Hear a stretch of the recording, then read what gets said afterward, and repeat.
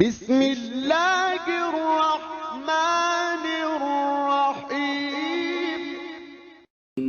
In the name of Allah, the Beneficent, the Merciful.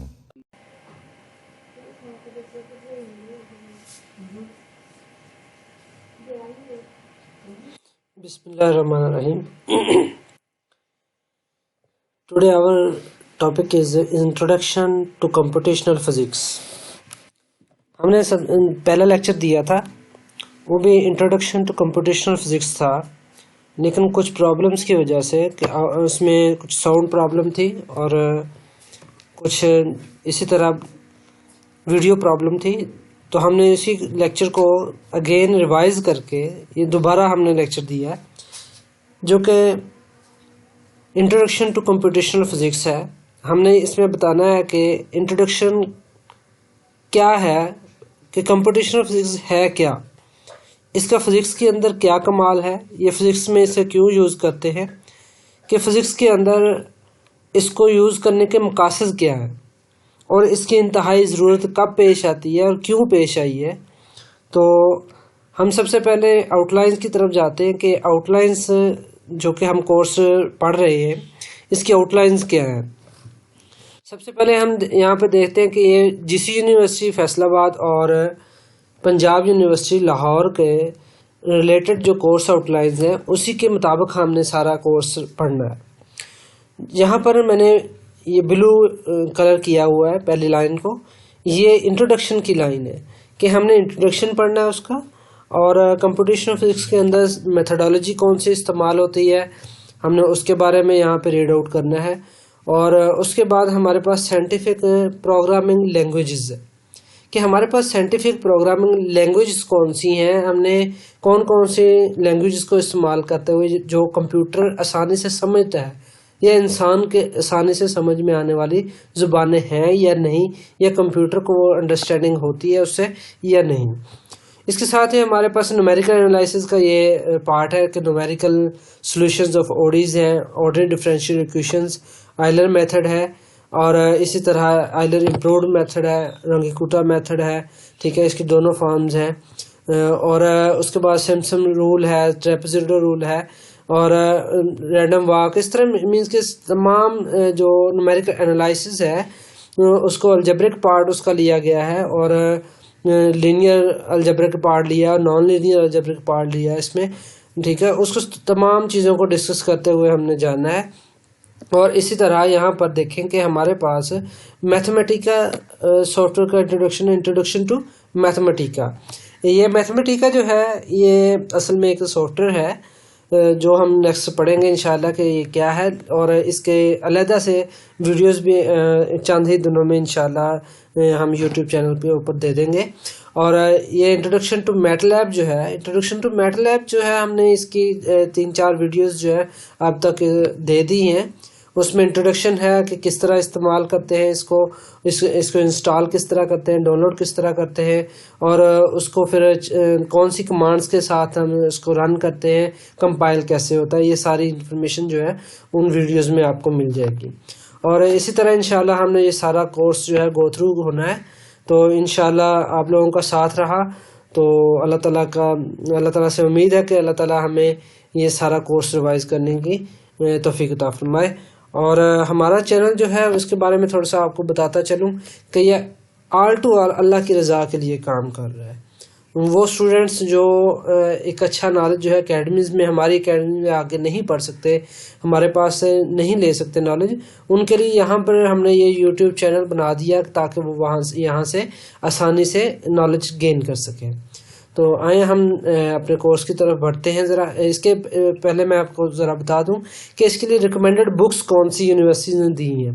तो हमारे पास recommended books कुछ ये है कि हमारे पास C++ हाउ टू प्रोग्राम, ये बुक है 2012 की है, तो इसको हम यूज़ कर सकते हैं। इसमें से बहुत सारे प्रोग्राम्स जो हैं हमारे लिए हेल्पफुल साबित हो सकते हैं। और इस तरह ये हमारे पास इंट्रोडक्शन टू कंप्यूटेशनल फिजिक्स है, ये इंट्रोडक्शन टू कंप्यूटेशनल फिजिक्स जो है ये सारे का सारा कंप्यूटेशनल फिजिक्स के रेलिवेंट है। इसमें मैथमेटिक्स को किस तरह हमने फार्मूलाज को किस तरह कंप्यूट करना है, किस तरह कंपाइल करना है, वो टर्बो के साथ कर रहे हैं या मैथमेटिका के साथ कर रहे हैं या मैटलैब के साथ कर रहे हैं, इसके अंदर सारी इंफॉर्मेशन जो है वो मौजूद है। उसके बाद हमारे पास the first course in computational physics, ये भी बहुत अच्छी साबित हो सकती है आपके लिए। आप इनको डाउनलोड कर लें या फिर हम अपनी जो है आपको लिंक दे देंगे डिस्क्रिप्शन में, तो आप वहां से भी लिंक से डाउनलोड कर सकते हैं। उसके बाद हमारे पास ये है computational physics problem solving with computer. ये भी यहाँ पे देखें ना, यहाँ लिखा है प्रॉब्लम सॉल्विंग विद कंप्यूटर्स, कि कंप्यूटर के साथ किस तरह प्रॉब्लम को सॉल्व किया जा सकता है। तो हम यहाँ पे इस बुक से भी बहुत अच्छा फ़ायदा लेंगे इंशाल्लाह। हम जो है इन सारी बुक्स से फ़ायदा लेते हुए आपको चंद जो आपके लिए बहुत ही ज़्यादा इम्पोर्टेंट चीज़ें हैं वो निकाल के आपको देंगे, ताकि आप लोगों का वक्त ज़ाया ना हो और आप लोगों को मटेरियल जो है वो अच्छे से अच्छा और पेपर को सॉल्व करने के लिए और आपके प्रोग्राम्स को राइट करने के लिए मुफीद साबित हो। उसके बाद हमारे पास इंट्रोडक्टरी कंप्यूटेशनल फिजिक्स है। ये भी इसी को इंट्रोड्यूस करवाती है कि कंप्यूटेशनल फिजिक्स क्या है, इसके प्रोग्राम्स को कैसे रन आउट करना है, कैसे कंपाइल करना है, कैसे राइट करना है, ये सारी चीज़ें इसके अंदर आती हैं। उसके बाद हमारे पास ये न्यूमेरिकल रेसिपीज़ है। न्यूमेरिकल रेसिपीज़ के अंदर हमारे पास कुछ ऐसे प्रॉब्लम्स हैं जो कि हमारे लीनियर अलजेब्रा, ओडीज और नॉन लीनियर अलजेब्रा को डिस्कस करते हैं और उसके बारे में हमें बताते हैं कि हमने प्रोग्राम्स उनके किस तरह लिखने हैं और हमने उसके प्रोग्राम्स को किस तरह कंपाइल करना है और उसकी एरर्स को कैसे ठीक करना है। ये सारा कुछ जो है न्यूमेरिकल रेसिपीज़ के अंदर मौजूद है। तो आप इन तमाम 6 की 6 बुक्स को यूज़ करते हुए भी आप अपना कोर्स जो है वो रीड आउट कर सकते हैं। और इंशाल्लाह हमारी कोशिश ये होगी कि हम जहां से आपके लिए अच्छे से अच्छा मवाद मिल सके, हम वो मवाद लेके आपको समझाएंगे भी और डिस्क्रिप्शन में उसका लिंक दे देंगे, जो कि गूगल ड्राइव पे हमारे नोट्स पड़े होंगे, तो आप वहां पे क्लिक करके अपने नोट्स जो है वो डाउनलोड कर सकते हैं।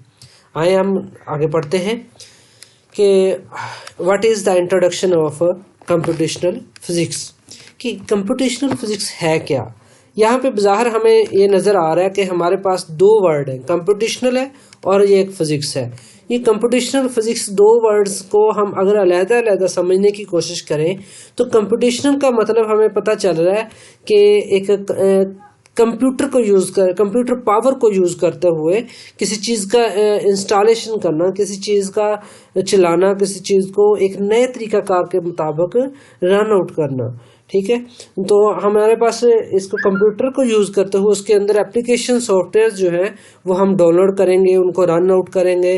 करने के बाद हम उसे आगे जो है वर्कआउट देखेंगे कि आया कि वो हमें क्या फ़ायदा दे रहा है, और उसके नुकसानात भी होते हैं। ज़ाहिर सी बात है, एक चीज़ अगर फ़ायदा देती है तो उसके नुकसानात भी होते हैं, लेकिन यहाँ पर हमने देखना है कि हमें क्या फ़ायदा देता है। जैसा कि सबसे पहले हम देखते हैं कि कैलकुलेटर जो है वो इजाद किया गया था। पहले कंप्यूटर तो नहीं था लेकिन कैलकुलेटर था। हमारे जो कैलकुलेशन करने वाले हजरात थे, मैथमेटिशियन थे, उनके पास जमा प्लस माइनस करने के लिए बड़ी बड़ी रकमें हुआ करती थी और टाइम बहुत वेस्ट होता था। उन्होंने एक ऐसा कंप्यूटर इजाद किया जो कि एक प्लस माइनस और मल्टीप्लिकेशन और डिवाइड को चंद ही सेकंड्स के अंदर या मिनट्स के अंदर सॉल्व कर देता था। लेकिन आहिस्ता आहिस्ता उसके अंदर डेवलपमेंट आई, आहिस्ता आहिस्ता उसके अंदर इम्प्रूवमेंट आई, और आज ये सूरत हाल है कि आपके पास अगर बहुत से बहुत बड़ी जो रकम है उसको आप मल्टीप्लाई करना चाहते हैं, डिवाइड करना चाहते हैं, जिसको आप पूरा दिन अगर पेपर पेंसिल के साथ सॉल्व करना चाहें तो आप नहीं सॉल्व कर सकते, बल्कि उसके अंदर कहीं ना कहीं आपके पास एरर रह जाती है। तो यहाँ पर क्या होगा कि आपके पास वो कंप्यूटर पावर को यूज़ करते हुए कोई ऐसी एप्लीकेशंस डाउनलोड करेंगे आप, जैसे एक्सेल है, एक्सेल के अंदर भी आप प्लस माइनस कर सकते हैं, और कंप्यूटर के अंदर अपना एक कैलकुलेटर होता है उसके अंदर भी कर सकते हैं। और आजकल तो कैलकुलेटर ही बहुत जदीद किस्म के आ चुके हैं कि बहुत बड़ी बड़ी रकूम को आपके 1 सेकंड के अंदर वो कैलकुलेट कर देते हैं, कंपाइल कर देते हैं, और एरर भी नहीं आता, एक्यूरेट रिजल्ट देते हैं वो आपको। तो इसका जो है कंप्यूटेशनल का मतलब तो ये हुआ। और फिजिक्स जो है वो सादा सी आपको पास पता है कि द ब्रांच ऑफ साइंस है जो डील करती है किसको, मैटर को और एनर्जी को। ये दो चीज़ों को डील करती है, इनके दरमियान रिलेशनशिप को डील करती है, इसको कहते हैं हम फिजिक्स। तो हमारे पास फिजिक्स के अंदर बहुत सारे न्यूमेरिकल्स भी आते हैं, बहुत सारी प्रॉब्लम्स आती हैं, बहुत सारी हमने पैमाइशें निकालनी है, बहुत सारी हमने डायामीटर्स निकालना होता है, हमने स्क्वायर रूट निकालनी, ये सारी चीज़ें जो है मीन्स के मैथमेटिक्स भी जो है वो फिजिक्स के अंदर बहुत सारे इन्वॉल्व है। तो हमने इसको जब डील करना है तो हमारे पास बहुत सारे मैथमेटिकल फार्मूलाज आएंगे, तो हमने उनको सॉल्व भी करना है, जाहिर सी बात है। तो जब हम उसे सॉल्व करेंगे तो सॉल्व करने के लिए एक वक़्त दरकार होगा, तो जो कि हम अगर पेपर और पेंसिल के साथ करें तो हमें टाइम काफ़ी ज़्यादा लगेगा, और एक्यूरेसी का भी हमें मालूम नहीं होगा कि आया कि वो एक्यूरेट है या नहीं। तो लिहाजा हमने क्या करना है कि हमने सॉफ्टवेयर को यूज़ करते हुए कंप्यूटेशनल फिजिक्स बन जाता है कि सॉफ्टवेयर को यूज़ करना है कंप्यूटर पावर को इस्तेमाल करते हुए, और फिजिक्स के तमाम प्रॉब्लम्स को, मैथमेटिकल प्रॉब्लम्स को हम अब ये भी कहेंगे कि मैथमेटिक्स का आपने जिक्र किया सर, तो ये तो कंप्यूटेशनल मैथमेटिक्स हुई, नहीं, ये computational physics, computational mathematics means के हमारे कई ऐसे प्रॉब्लम्स हैं जिनके अंदर मैथमेटिक्स के फार्मूलाज इस्तेमाल होते हैं, ठीक है। तो वो फार्मूलाज इस्तेमाल करते हुए हमें अपने फिजिक्स की कैलकुलेशंस निकालनी होती हैं, तो लिहाजा हमने कंप्यूटर को यूज़ करते हुए जब अपनी कैलकुलेशंस निकालनी है तो हम क्या करेंगे, उसको अपनी कैलकुलेशंस को कंप्यूटर सॉफ्टवेयर के लिए जब यूज़ करेंगे देन हमें इसको कहेंगे कि कंप्यूटेशनल फिजिक्स। स्टूडेंट्स आपको ये अच्छे तरीके से पता चल गया होगा कि कंप्यूटेशनल फिजिक्स का मतलब क्या है। अब हम आते हैं इसकी प्रॉपर डेफिनेशन की तरफ कि हम इसकी एक प्रॉपर डेफिनेशन अगर लिखना चाहें तो वो किस तरह लिख सकते हैं। अगर एग्ज़ाम के अंदर हमें लिखना पड़े तो हम क्या लिखेंगे, किस तरह लिखेंगे, आइए देखते हैं कि यहाँ पर हम लिख रहे हैं कि computational physics is the study and implementation of numerical analysis to the solve in physics for which a quantitative theory already exists. Historically, computational physics was the first application of the modern computers in science and is now a subset of computational science. यहाँ से हमें पता चल रहा है कि computational physics जो है ये एक साइंस की एक ब्रांच है, या फिजिक्स की एक ब्रांच हम कह सकते हैं कि हमारे पास जो फिजिक्स एक साइंस की ब्रांच है ना, उसकी आगे जो सब सेट यहाँ पे कह रहा है मीन्स कि उसकी आगे सब ब्रांच है ये, ठीक है, सब हेडिंग जैसे आप बोल रहे थे।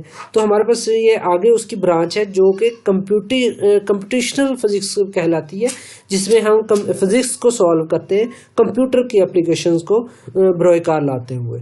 हमारे पास बहुत बड़ी बड़ी जो रकम्स होती हैं, बहुत बड़ी स्टेटमेंट्स होती हैं, उनको हम अगर पेपर और पेंसिल से करें तो मुमकिन नहीं, या मुमकिन है तो बहुत ज़्यादा टाइम वेस्ट होता है। तो हम कंप्यूटर को यूज़ करते हुए वो आसानी से सेकंड्स के अंदर, चंद ही सेकंड्स या चंद ही मिनट्स के अंदर सॉल्व कर सकते हैं। इसकी अदर डेफिनेशन ये हमने और लिखी है, the branch of physics in which we study the integration of theoretical analysis, numerical algorithm and computing languages, कि हमने थ्योरेटिकल फिजिक्स को भी वहाँ पे पढ़ना है, न्यूमेरिकल फिजिक्स को भी वहाँ पे पढ़ना है, और हमने कंप्यूटिंग लैंग्वेजेस को भी वहाँ पे यूज़ करना है, पढ़ना है। तो उसको हम क्या करेंगे, तीनों चीज़ों को मिक्सअप करके हमने जब अपने रिजल्ट्स लेने हैं, अपने सॉल्यूशंस लेने हैं, तो हम उसको लिखेंगे कि कंप्यूटेशनल फिजिक्स। तो आए आगे कि हमारे पास कंप्यूटेशनल फिजिक्स के अंदर हम यहाँ पे फिजिक्स को थोड़ा सा डील कर लें कि हमारे पास फिजिक्स जो है वो दो ब्रांचेस के अंदर, कैटेगरीज के अंदर डिवाइड की जाती है। एक कैटेगरी जो है वो हम उसको कहेंगे कि ये कैटेगरी जो है फिजिक्स के थ्योरेटिकली चीज़ों को डील करती है, जिसे हम थ्योरी बोलते हैं, कि हमारे पास थ्योरी के तौर पे हमने जैसे ऐसे लिखते हैं इस तरह की टाइप के अंदर, जिस तरह ये पैराग्राफ लिखा हुआ है, इस तरह अगर हम किसी चीज़ को डील करते हैं, डिस्क्राइब करते हैं, तो उसको हम थ्योरेटिकली फिजिक्स कहेंगे। और अगर हमारे पास एक्सपेरिमेंटल है, जिसको हम लैब के अंदर जाके परफॉर्म करते हैं, फिर बाकायदा उसके रिजल्ट्स आते हैं, बाकायदा उसकी कैलकुलेशंस आती हैं, उसको फिर प्लस माइनस करने के बाद हम क्या करते हैं, अपने रिजल्ट्स फाइंड करते हैं। तो ये दो चीज़ें हैं, दो ब्रांचेस हैं, कैटेगरीज हैं जो हम फिजिक्स के अंदर डील करते हैं। तो होवेवर हमारे पास यहाँ पर ये फिजिक्स की तीसरी ब्रांच बन जाती है, जो कि अगर हमें एक फॉर एग्जाम्पल वो कहता है कि एक सीढ़ी जो है वो एक दीवार के साथ लगाई हुई है, तो आप बताएं जी कि सीढ़ी की लंबाई ये है, तो आप ये बताएं कि इसकी बेस ये यहाँ पे एक मुसल्लस बन रही है, तो यहाँ इसकी बेस इतनी हो तो इसकी हाइट कितनी होगी, अगर हाइट इतनी हो तो बेस कितनी होगी, या हाइट और बेस दे दे तो आपको पास वो कहे कि सीढ़ी की लंबाई निकाले। तो इसी तरह ये हमारे पास थ्योरेटिकली भी बन जाती है और एक्सपेरिमेंटली भी। तो हमारे पास ये कंप्यूटेशनल फिजिक्स जो है ये डील करती है उसको कैलकुलेशंस निकालने के लिए। यहाँ पे over the past few years computational physics has been emerged as a third discipline। ये हम वही बात कर रहे हैं कि तीसरी ब्रांच के तौर पे इसको डील किया जाता है, which can perhaps be placed between these two branches, these two categories। ये दोनों कैटेगरीज के बिटवीन जो है दरमियान में ये अटकी हुई है, दोनों को सॉल्व करती है, क्योंकि इसने थ्योरेटिकली को भी डील करना है और एक्सपेरिमेंटली को भी डील करना है। This field of investigation consist of the study of physical systems with the help of computer power. ये वही बात जो हम पिछले करके आए हैं कि हमारे पास कंप्यूटर की इस्तेमाल को, कंप्यूटर पावर को यूज करते हुए जब हमने अपनी फिजिक्स के प्रॉब्लम्स को सॉल्व करना है तो हमें कंप्यूटेशनल फिजिक्स कहलाएगा। Due to broad class of the problems computational physics deals, it is an essential component of the modern research in different areas of the physics। यहाँ पे वो कह रहे हैं कि different areas of the physics के अंदर ये बहुत ही अहम किरदार अदा करती है। जैसे हमारे सॉलिड स्टेट फिजिक्स के अंदर अगर हमने क्यूब्स निकालने हैं, अगर हमने स्ट्रक्चर्स फाइंड करने हैं, लैटिक्स निकालने, तो हमारे पास जो कंप्यूटेशनल है फिजिक्स इसका बहुत अहम किरदार है।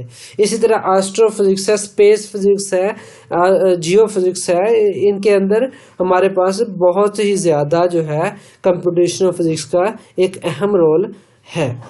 तो अब हम इसका पर्पस डील करते हैं कि इसका पर्पस क्या है, ये क्यों यूज़ किया जाता है और इसकी फ़िलॉसफी क्या है। ठीक है, इसका पर्पस जो है ये है कि हम अगर इसको डील करते हैं तो क्यों डील करते हैं, पर्पस ये कहलाता है, और फिलॉसफी के इसका हमें फ़ायदा क्या है। ठीक है, तो ये डेमोन्स्ट्रेशन होती है टू स्टूडेंट्स के कंप्यूटर को किस तरह यूज़ करते हुए हमने कंप्यूटर की अंडरस्टैंडिंग वाली लैंग्वेज को इस्तेमाल करना है और हमने ह्यूमन लैंग्वेजेस को इस्तेमाल करना है और हमने किस तरह उससे अपने फ़ायदे लेने हैं। तो हमारे पास ये देखते हैं क्या लिखा हुआ है। The purpose of this course is demonstrating to students how computer can enable us to both broaden and deepen our understanding of physics by vastly increasing the range of the mathematical calculations which we can conveniently perform। अब यहाँ पे वो कह रहा है कि हमें जो पर्पज़ है इसका वो ये है कि अगर जो हम कैलकुलेशंस कैलकुलेटर के साथ अगर हम करते हैं या हम पेपर और पेंसिल को इस्तेमाल करते हुए कैलकुलेशंस करते हैं तो हमारे पास बहुत ही ज़्यादा टाइम भी लगता है और बहुत ज़्यादा पेपर भी यूज़ करना पड़ता है और हमें जो है वो पता नहीं होता कि आया कि इसकी अंडरस्टैंडिंग अगला बंदा जिसको हम अगर समझाना चाहें वो अंडरस्टैंड कर भी लेगा या नहीं, उसको समझ आएगा भी या नहीं, और आया कि हमारा जो इसका रिजल्ट है, इसका जो सॉल्विंग सॉल्यूशन है वो एक्यूरेट है या नहीं, उसका रिजल्ट जो है वो ठीक है या नहीं। इसी तरह हमने क्या करना है, कंप्यूटर को यूज़ करते हुए हमने स्टूडेंट्स को बताना है और हमने अपनी आने वाली जनरेशन को बताना है कि कंप्यूटर को फिजिक्स के अंदर किस तरह यूज़ करते हैं कि हमारी मैथमेटिकली जो कैलकुलेशंस हैं वो कन्वीनियंटली परफॉर्म हो, फ्रेंडली परफॉर्म हो, कि उसके अंदर ना तो कोई एरर आए, ना ही उसके एग्जीक्यूशन प्रॉब्लम आए, ना ही कंपाइलिंग कोई एरर आए, तो हमारी सॉल्यूशंस जो हैं हमें बआसानी मिल सके। तो our approach to computational physics is to write self content program. अब हमने प्रोग्राम्स लिखने हैं in a high level scientific languages अब लैंग्वेजेस को हम नेक्स्ट जो है वो टॉपिक हमारा है कि कौन से लैंग्वेजेस को इस्तेमाल करते हुए किस तरह हमने इसको कंप्यूटेशनल फिजिक्स को लर्न करना है, राइट करने हैं प्रोग्राम, तो हम वहाँ पे बताएंगे। लेकिन यहाँ पे जस्ट इतना बताएंगे कि लो लेवल लैंग्वेजेस होती हैं और हाई लेवल लैंग्वेजेस होती हैं। अगर लो लेवल लैंग्वेज जो हैं वो इंसान उनको जल्दी नहीं समझ सकता। जैसे हम अगर लिखते हैं 0110011, ये बाइनरी कोड है, तो अगर बाइनरी कोड को हम कहें कि अगर एक बंदा जो है वो समझ सके तो इट्स नॉट पॉसिबल, ये पॉसिबल नहीं है। ये अगर है भी तो बहुत मुश्किल से कोई 100 में से 1-2 बंदे जो हैं वो बाइनरी कोड्स को समझ सकते हैं। और उसको लेकिन कंप्यूटर जो है वो बाइनरी कोड्स के ऊपर चलता है, 0 और 1 के ऊपर। इसी तरह लो लेवल लैंग्वेज जो है वो मशीन लैंग्वेज है, हमारे पास असेंबली लैंग्वेज है, ये हम नेक्स्ट पढ़ेंगे इंशाल्लाह। तो यहाँ पे ये बताना चाहूँगा कि लो लेवल लैंग्वेजेस जो है वो कंप्यूटर बासानी समझता है लेकिन इंसान बासानी नहीं समझ सकता। और इसी तरह हाई लेवल लैंग्वेजेस हैं जो कि इंग्लिश की तरह, जिस तरह ये हमारे पास स्क्रीन पे वर्ड्स लिखे हुए आ रहे हैं, इसी तरह लैंग्वेज होती है। उसको हम तो समझ सकते हैं लेकिन कंप्यूटर उसको नहीं समझ सकता। कंप्यूटर की समझ से, कंप्यूटर के अंडरस्टैंडिंग पावर से बहुत दूर की बातें हैं वो। लेकिन क्या करते हैं, हमारे पास कंपाइलर है, हमारे पास कन्वर्टर है, जो क्या करते हैं उसे कन्वर्ट करते हैं, उसे ट्रांसलेट करते हैं into another language. Another language कौन सी लैंग्वेज है? Low level language. उसको low level language, assembly language, machine language के अंदर कन्वर्ट करते हैं और वो कंप्यूटर को पास थ्रू करते हैं, तो कंप्यूटर उसको बासानी समझ लेता है। यहाँ पे 2 लैंग्वेज का जिक्र हुआ है कि फोर्टान है और C++ है। इसी तरह सी लैंग्वेज भी है, जावा भी है और बहुत सारी लैंग्वेज हैं जो कि हम नेक्स्ट पढ़ेंगे इंशाल्लाह। Of course there are many other possible approaches. इसके अलावा भी बहुत सारे पॉसिबल अप्रोचेस हैं जिसके ज़रिए हम कंप्यूटेशनल फिजिक्स को डील कर सकते हैं। Each with their on peculiar advantages and disadvantages. वो कहता है कि इसके हर किसी के मुख्तलिफ एडवांटेजेस भी होते हैं, फ़ायदे भी होते हैं और मुख्तलिफ डिसएडवांटेजेस भी होते हैं, नुकसान भी होते हैं। जैसे मैंने पहले भी कहा कि हर चीज़ का अगर फ़ायदा है तो उसका कोई ना कोई नुकसान भी है। जैसे हम मोबाइल है, मोबाइल के बहुत सारे फ़ायदे हैं कि हम इस्तेमाल करते हैं तो हमारा राब्ता जो है वो दुनिया भर के साथ है। इंटरनेट इस्तेमाल करते हैं तो हमारा राब्ता पूरी दुनिया के साथ है कि दुनिया में क्या हो रहा है हमको 1 सेकंड के अंदर पता चल रहा है। लेकिन अगर हम वहीं पे उसका गलत इस्तेमाल करें, हम मोबाइल की कॉल्स का गलत इस्तेमाल करें, मैसेजेस का गलत इस्तेमाल करें या इंटरनेट का गलत इस्तेमाल करें तो हमारे पास उसका नुकसानात भी उतने ही हैं। ये लड़ाई झगड़े जो इस तरह सारी सूरत हाल जो है वो गलत इस्तेमाल से होती है। इसी तरह अगर हम प्रोग्राम को इस्तेमाल सही करेंगे तो हमें इसके फ़ायदे हैं, नहीं तो फिर हम अपना टाइम वेस्ट करेंगे। इसको अगर गलत तरीके से चलाएंगे, हम इसकी कमांड्स को नहीं समझेंगे, इसके तरीक़ाकार को नहीं समझेंगे तो हम इसको गलत तरीके से परफॉर्म करेंगे और वो रिज़ल्ट जो है वो नहीं देगा, वो कंपाइल नहीं होगा, वो एरर दे देगा और हमारे काम का नहीं रहेगा। It is instructive to briefly examine the available options. Then हमने क्या करना है, अवेलेबल ऑप्शंस जो है हमारे पास, हमने उसको यूज़ करना है कि हमारे पास अवेलेबल ऑप्शंस क्या हैं। जिस तरह हमारे पास मुख्तलिफ सॉफ्टवेयर्स हैं जिनको हम यूज़ करते हुए अपनी कंपाइलेशन करेंगे, अपने कंप्यूटर प्रोग्राम बनाएंगे जिसके ज़रिए हम मुख्तलिफ फार्मूलाज को डिस्क्राइब करेंगे, मुख्तलिफ फार्मूलाज को हम रीड आउट करेंगे, उसका कैलकुलेशंस करेंगे। हाँ, आया कि हम देखते हैं कि कौन कौन से सॉफ्टवेयर अवेलेबल हैं मार्केट के अंदर जिसको हम यूज़ कर सकते हैं।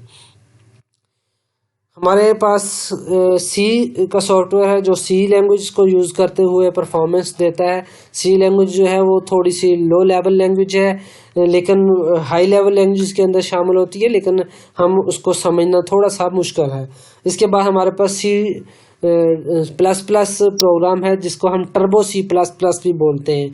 तो टर्बो C++ और टर्बो C ये दोनों सॉफ्टवेयर्स हैं जिनको हम यूज़ कर सकते हैं। और अगर हम नेक्स्ट जो है वो यूज़ करके बताएंगे भी इंशाल्लाह कि हमने किस तरह उसको लेके चलना है। तो अब देखें कि यहाँ पर हमारे पास C++ टर्बो है, उसके बाद हमारे पास मैथमेटिका है, जो कि आउटलाइंस के अंदर मैंने आपको दिखाया कि हमारे पास मैथमेटिका जो है उसका एक अलग से एक ब्रांच भी समझ लें, चाहे अलग से एक सॉफ्टवेयर समझ लें, ये वर्ड के आगे ब्रांच में आता है। तो ये एक बाकायदा जो है मैथमेटिक्स को डील करने के लिए सॉफ्टवेयर, यहाँ पे कैलकुलेशंस हम कर सकते हैं, यहाँ पे हम मैथमेटिक्स के तमाम फार्मूलाज को डिस्क्राइब कर सकते हैं, उसकी एनालाइजेशन कर सकते हैं, उसको हम कैलकुलेशंस के लिए इस्तेमाल कर सकते हैं। उसके बाद हमारे पास मैपल है, ये भी हमारे पास जितनी भी एनालिटिकल सूरत हाल हैं, क्वेश्चंस हैं, न्यूमेरिकल्स हैं, इनको सॉल्व करने के लिए इस्तेमाल किया जा सकता है। और उसके बाद हमारे पास मैटलैब है। मैटलैब का मैंने आपको बताया कि हमारे पास कुछ हमने उसके लेक्चर्स जो हैं वो अपने यूट्यूब चैनल के ऊपर अपलोड कर दिए हुए हैं, वो आप देखें कि वहाँ पे भी हम इसको यूज़ करते हुए भी बहुत सारे ऐसे न्यूमेरिकल्स हैं जो हम कहीं नहीं सॉल्व कर सकते, वो मैटलैब के अंदर चंद कमांड्स दे के हम बहुत अच्छे तरीके से सॉल्व कर सकते हैं। उसके बाद हमारे पास नैग है, इस तरह इसको यूज़ करते हुए हम बहुत अच्छी परफॉर्मेंस दे सकते हैं। लिंक पैक है, ODE पैक है, और उसके बाद एक्सेट्रा के हमारे पास बहुत सारे सॉफ्टवेयर्स हैं, हम उनको यूज़ करते हुए अपनी जो है सारी की सारी कैलकुलेशंस हैं इनको सॉल्व कर सकते हैं। उम्मीद है कि आपको लेक्चर बहुत पसंद आया होगा, और इस पसंद करते हुए आप इसको लाइक भी करें और कमेंट भी पास करें। अगर आप जैसा कि पिछले लेक्चर्स के अंदर आपने कुछ गलतियां जो हैं वो लाइन आउट की हैं कमेंट के अंदर, तो हमने उसको इम्प्रूव करके ये दोबारा लेक्चर दिया है। तो आप अब भी जो है वो दोबारा कमेंट करें अगर कोई इसमें से गलती आपको मिलती है। और यहाँ पे हम दे रहे हैं लिंक के अंदर, अपने डिस्क्रिप्शन के अंदर लिंक दे रहे हैं जो कि गूगल ड्राइव का है, वहाँ पे हमने नोट्स रख दिए हैं, तो आप वहाँ पर क्लिक करते हुए अपने नोट्स जो हैं वो डाउनलोड कर सकते हैं। ये स्लाइड्स भी आपको वहाँ से डाउनलोड मिल जाएंगी, और उसके अलावा भी आपको जो भी नोट्स हैं इंशाल्लाह वहाँ पे हमने रखे हुए हैं, तो वहाँ से आप डाउनलोड कर सकते हैं। Thank you for watching this.